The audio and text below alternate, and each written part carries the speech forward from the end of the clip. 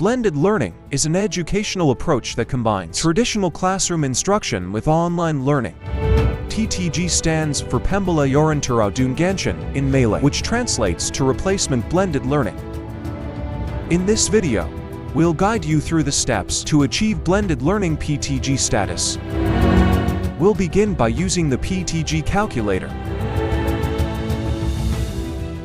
First, navigate to the Author System website and log into your account.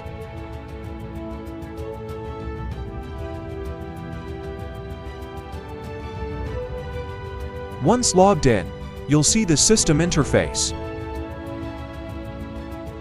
To access your course, start by setting the session,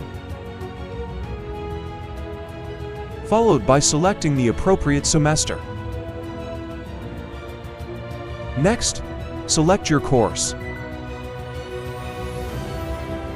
As you can see, the PTG indicator for my course is currently red, indicating that it hasn't yet achieved blended learning PTG status.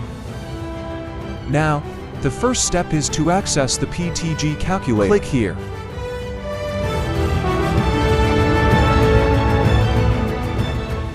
In the calculator, input the number of credits for your course.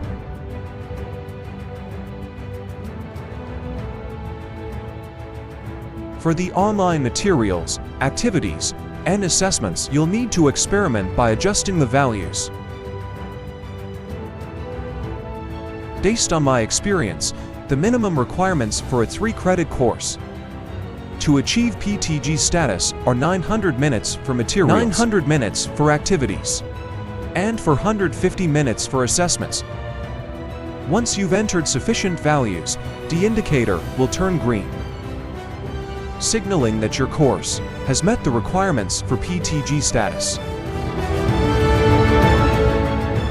In the next video, I'll demonstrate how to upload online materials into the Author System and how to set the Student Learning Time SLT to contribute towards achieving PTG status.